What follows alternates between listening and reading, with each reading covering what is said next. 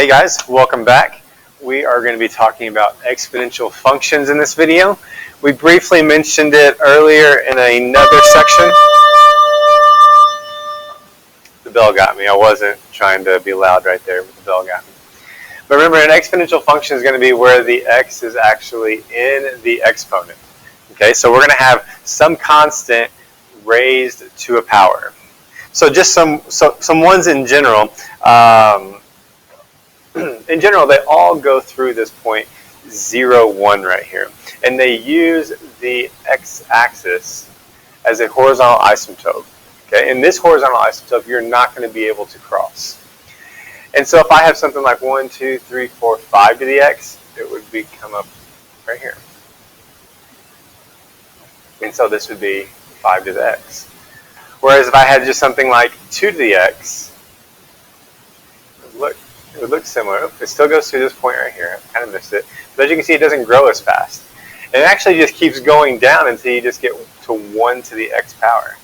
1 to the x power, well, for now, anything being raised to the 1 raised to any power is going to be 1. So it's just going to give me my constant function. Now on the other side of this, we have exponential decay. Exponential decay, let's do this one. So 1, 2, 3, 4. Let's just reflect this one over. Like this would be an example of 1/5 to the x. As you can see, over here on this side, the constants are going to be less than 1. Let's do one more.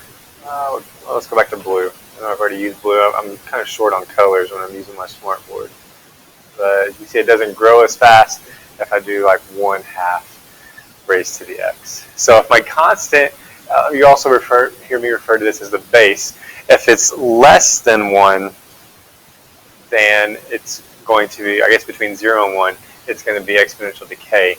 And if it's greater than 1, it's going to be exponential growth. So several different ways that we can draw these depending on what that base is going to be. Now just reviewing some Algebra 1 laws of exponents. We'll be using some of these this year, especially when we get into some more calculus heavy stuff. But remember, if I have two things that have the same base, there's two terms that have the same base, and I'm wanting to multiply them together, I can just add their exponents. Which means if I'm dividing, I would subtract their exponents. Something with a power raised to a power, that's when I'm going to be multiplying exponents. And here's the one case where the exponent is distributed. Even if it's going to be division, I guess I could add a 5 down here. It's only going to be distributive, and it's going to go to each element in the parentheses right here whenever it's multiplication or whenever it's division. That would be the only time it would go to both. Notice I don't have anything for addition and subtraction. If it's a plus b to the x, I have to do a binomial expansion on that, or even a minus b to the x, same idea, binomial expansion. So we don't have laws for those. So let's see how these graphs work with all this shifting and reflecting and squeezing and stretching and everything that we did back on our transformations unit. Was that the last video? I think it was. So it wants me to sketch the graph of this function. Well, the first order of business I've got, I do not like seeing that +3 in front. I could work with it if I want to, but I'm used to seeing it like this. Okay? And what I'm going to do is I'm going to go get just my basic parent function. I'm going to box it in right here. So that 2 to the x. I've already graphed that 2 to the x. Remember, that's whenever I went here and here on that first slide and I came up. Now, using transformations and order of operations, what I'm going to do next is I'm going to take care of this negative out in front. That negative out in front is going to be a reflection over the x-axis. So where those two x's are, now they appear here and here. It comes down. Notice it's still using this x-axis as an asymptote. Finally, I'm moving everything up 3. So these green X's I just made, 1, 2, 3. One's going to come up and land here, and 1, 2, 3. One comes up and lands right here. Now, don't be this guy that says, okay, now I still got to approach the asymptote, so it has to look like this. Nope, nope, nope. It's going to keep the same shape that it just had. Rather, what I need to do is I need to move my asymptote up 3. Let's see if this works. Oh, it only moved one piece. Oh, it's only moving one piece at a time. That's unfortunate. Well, I'll go ahead and move them all. Oh, that's not even 3. Here we go. I'm going to move them all up 3. So some people look at that and they say, well, you're just moving the x-axis up 3. If that's the way you want to look at it, that's fine. But I'm actually just moving the asymptote up 3, and I'm giving myself something new to approach right here. And so this would be my graph. So to determine the domain and range, I think it's easier if we do the domain and range from the graph. I'm eventually touching everything going to the left, negative infinity, and it's going to hit everything to the right at some point going to infinity. So my domain is going to be all real numbers or negative infinity to infinity. And I'll tell you the domain of an exponential function will always be negative infinity to infinity. Your range is what's going to have a restriction on it. Your range, the smallest thing it's touching or it's eventually going to touch, is going to be negative infinity at the bottom of the graph. So I am starting at negative infinity at the bottom. And the largest I'm going to touch, it comes all the way up here, and it kind of gets really close to this 1, 2, 3. But remember what I said earlier, I'm not actually going to touch 3. I'm not going to actually touch that horizontal asymptote. I'm just going to get really close to it. And so my range would be negative infinity to 3.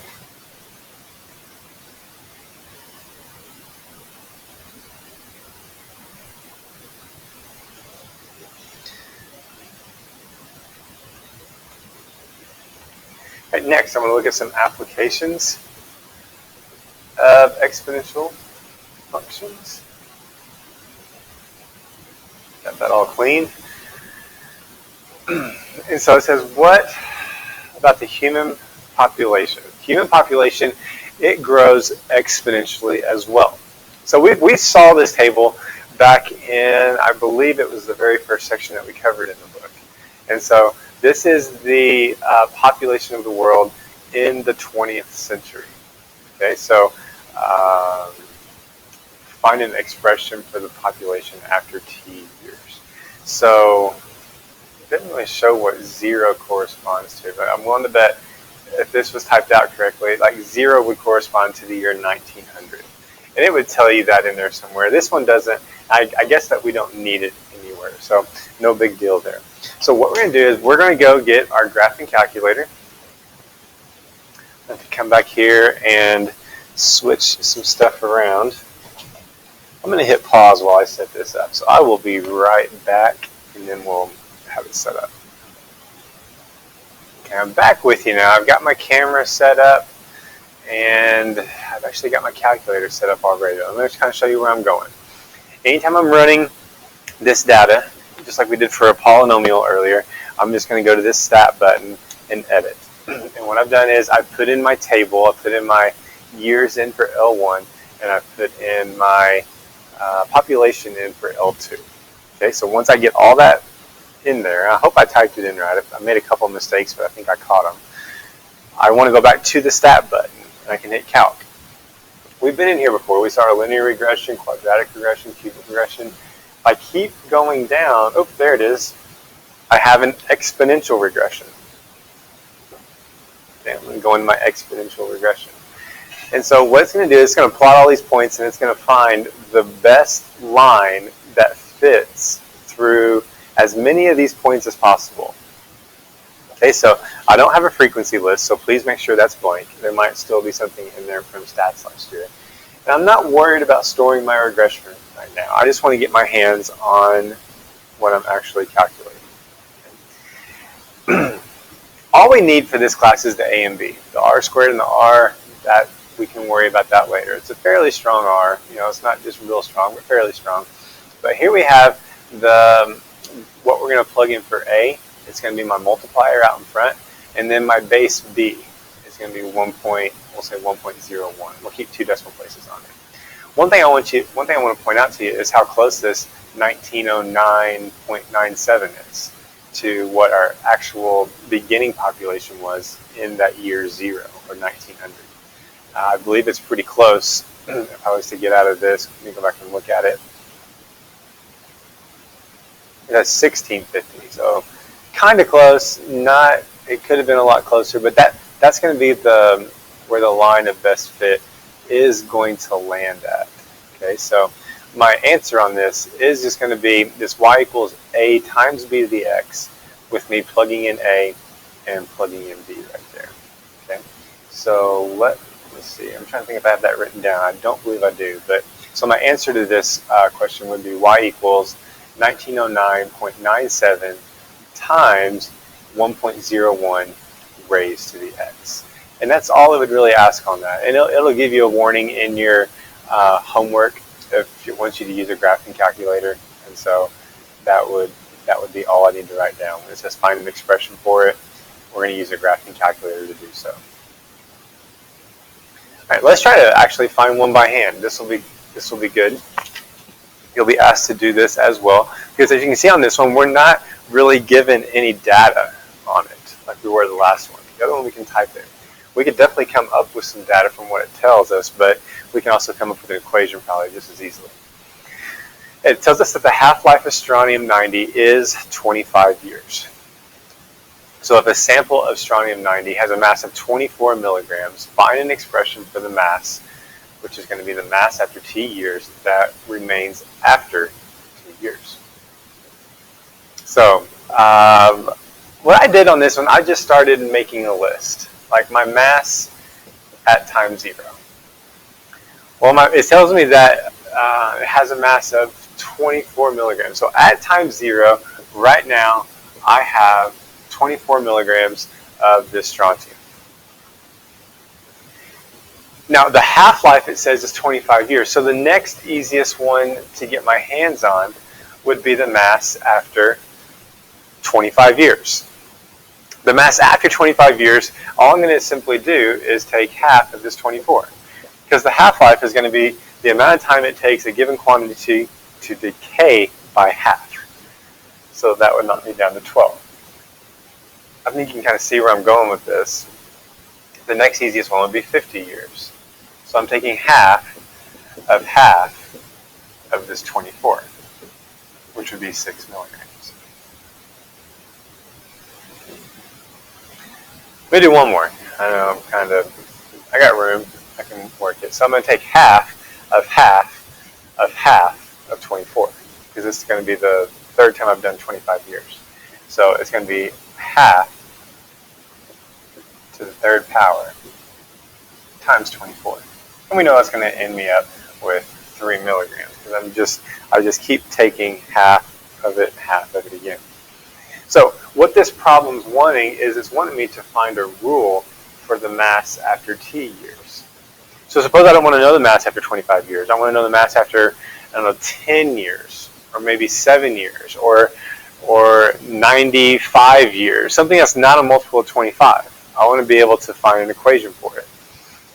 Well, if you look at this, you see a little bit of a pattern here. And I didn't write down the one from this m of 50, but it would be 1/2 squared times 24. So look at all of these. They all have this 24 in common all the way down. Okay? And so that 24 is going to be a staple in this problem, 24. It's also the amount I started with. It's always going to go right there. Next up, most of them have this 1/2 in there. And this one actually does have a 1/2. I might bring it in just a minute. But I'm raising 1/2 to a power on all of these. So I had 1/2 to the first power. And then I had, like I said, 1/2 to the second power. Then I had 1/2 to the third power. So if I count backwards, 3, 2, 1, on this one I actually had 1/2 to the 0 power, which is 1. 1 times 24, it still gave me 24 milligrams. So look and see what I'm doing in order to get from my variable, where my variable was, to this power. Look what I'm doing. The easiest one to see is what am I doing to get from the 75 back to the 3? What am I doing to get from the 50 to the 2? From the 25 to the 1? I guess from the 0 to the 0, that one gets kind of lost in there. But I have the same operation rule to get to each one. All I'm doing is taking whatever's in parentheses right here, whatever my year is, my time, t,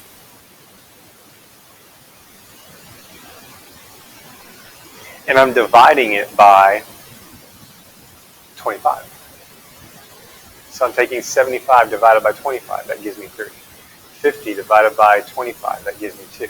And that tells me what my exponent is going to be each time. I like this model right here. It's going to work fine for what we're doing. And so the book, I think they flipped this 1/2 and called it 2, and then they just throw a negative sign on this to show that they flipped it. That's not going to be necessary for what we need it for. So I like this answer for the mass of t. So that would be the answer. See an A on there. I'm betting there's a B coming up. Let's see. So how much is left after 40 years? So here I have something that's not a multiple of 25. I'm going to be able to figure out how much strontium I have just by taking 40 and plugging it in for a t. So I'm going to have 24 times 1/2. And you can call that 0.5 if you want to. That's a really big parenthesis. I don't really need that. Let's put parenthesis on this. Raised to the 40 over 25. Now, if you can do that in your head, that's pretty good. I can't. But I have worked it already, and I got that I came down to about 7.9 milligrams. So that just turns into a calculator problem.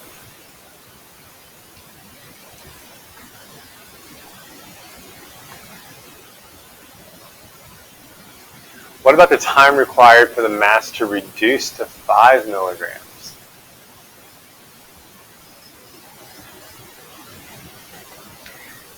Okay, how long is it going to take for the mass to go down to 5 milligrams? So this one, I know what my mass is, 5.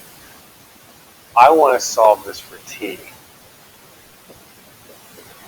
Now, order of operation is going to make this really hard because I cannot do this multiplication right here until I take care of the exponent, the t raised, or the raised to the t over 25. So I've actually got to get rid of that 24 first, and then I have to start using logarithms on this. I haven't formally introduced logarithms yet this year. We did them in detail last year, I know.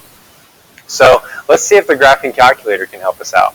What I'm going to do is, I'm going to minimize this, but I'm going to take this 5 right here, and I'm going to plug that into my L1. Okay. And then I'm going to take this 24 times 1/2 raised to the t over 25. I'm going to plug it into my L2. So I'll be showing you how to do that. So let's give it a go. Let me switch over back to my document camera. Okay, so I turn it on. I'm going to go to my y equals up here. And if anything's in that y equals, go ahead and clear it out. Not only is something in my y equals, but man, my calculator is in the total wrong mode. It is still wanting to graph polar functions from way back when. Now let's go to y equals, and yes, I still have stuff in there. And so I'm wondering how long it's going to take to get down to 5 milligrams. So I said we need to plug a 5 in for my y1. And then for my y2, I'm going to plug in my my mass function, 24 times, I'm going to use a 0.5 raised to the, I don't have a t, but I have an x over 25. So I hit graph. There it's going to graph that 5 for me, going across. You see that okay? Got a lot of light coming in my window. And then my other line, it graphed it. I'm not sure where it's at. So I'm just going to hit zoom and zoom out. I'm just going to zoom out from the origin right here, see if I can pick it up somewhere. Oh, here it comes. It's coming, coming. Our goal is to get those lines to meet. Oh, we're so close. We're so close. So I see that they're going to meet over here on this right side somewhere. Okay. So what I'm going to do is find where it's at on that right side. I'm going to adjust my window right here. And so I'm wanting to make it so my x's, that they don't go up to 39. I'm going to have it go up to 50. I think if I go up to 50 on my x max, I'll be able to find it. Say graph again. It's coming down. Will they hit? And oh, it's really close. I'm gonna try 60. I had the answer written down. I should have just scaled it out to that.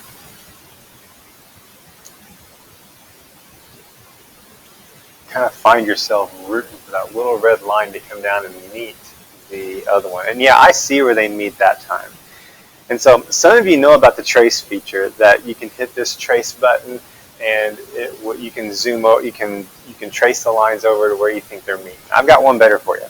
You can hit second calc and you can actually find where these two lines are intersecting at right here. Pretty cool. And so it's asking you what's the first line that you want to use. In case you have like 10 things graphed on here, which we never will, it's asking what the first line is. You can put it on the blue or the red. And it's asking what the second line you're going to use. I'm going to use either the red or the blue, whichever one I didn't pick for my first line. And if you can see down here at the bottom, it's asking, it's saying, hey, do you have like a good guess for it? And I'd rather it just make a guess for me. And whenever I do that, if you can see on there, it tells me that right there that they're going to meet at 5, which makes sense because this whole line was 5. But it also tells me the x-intercept. It looks like that's really hard to see. That light coming in from somewhere. But it looks like it's kind of hard to see. Let's see if I can get closer to it. That helps. There you can see it. So where these lines are actually intersecting at is 56.6. And that answers the question that this is asking. Let's go back to it. Estimate the time required for the mass to be reduced to 5 milligrams.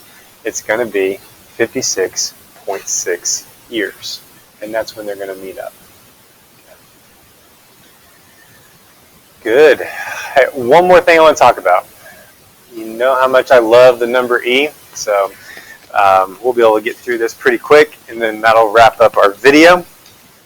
So remember, the number e is this number that our friend Leonard Euler came up with, and we use this number a ton this year. And this number is just 2.71828, repeating 1828, 1828. It's this really weird number that he came up with, and I'll kind of explain where he came up with it in class. If not in class when we're going over this, but then maybe in class later this year. Okay. And so it does follow the exponential function. This is just going to be like a function where the base is e, and the x, of course, still has to be in the exponent. And it's known as the natural base. And so I still go through the point 0.1 whenever I'm graphing it, but I actually go through this point 2.7. I guess it's 2.7. And so what happens is it's this slide, it's this exponential growth function that is somewhere between y equals 2 to the x and y equals 3 to the x, since we're at 2.7. And this is just used a lot, so we're going to go ahead and brush up on it some. So let's just try some graphing with it. What's the chances I use the same size graph as I did the last one? Let's see. Is that close? There. That's close enough. All right. So I still went through the points 0, 1, and 1, 2.7. And so I want to be able to move this one. Okay. Now I'm going to start by my. I'm going to start using my PEMDAS first. So I'm going to start inside my function. Okay, inside that group that's in my exponent. And I got a negative sign in there. the negatives inside the function. So what that's going to do is going to reflect it over the y-axis up here. So now my function looks like this.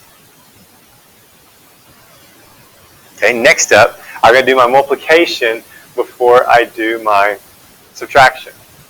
So that 1/2 is going to squish the function down towards the x-axis. So instead of going through at 2.7, it's going to go through about 1.3. I'll use an x. And then instead of going through at 0.1, it's going to go through at 0.1/2. So all of this has gotten squished down towards the axis. This works well labeling every single step of it for me because I'm able to give more partial credit. And then finally I got the -1. -1 is going to take these two black x's and move them down 1 unit. So instead of going through 1.3, it's going through 0.3. And just like earlier, I've got to move my asymptote down 1 unit.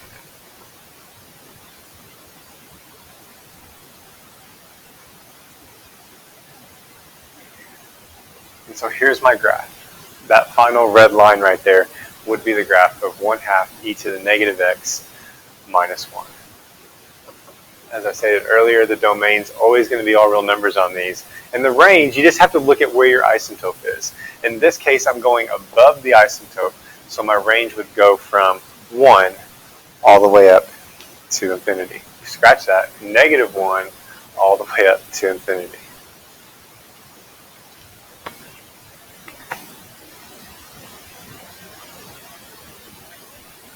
I'm going to skip this one for now. We'll cover it in class if I think that we need it, but I don't think we need it to work these problems. So here they are. You get started on them, you get stumped. Let's put them on the board before the bell tomorrow. Okay? Good luck, and I'll catch you guys next time.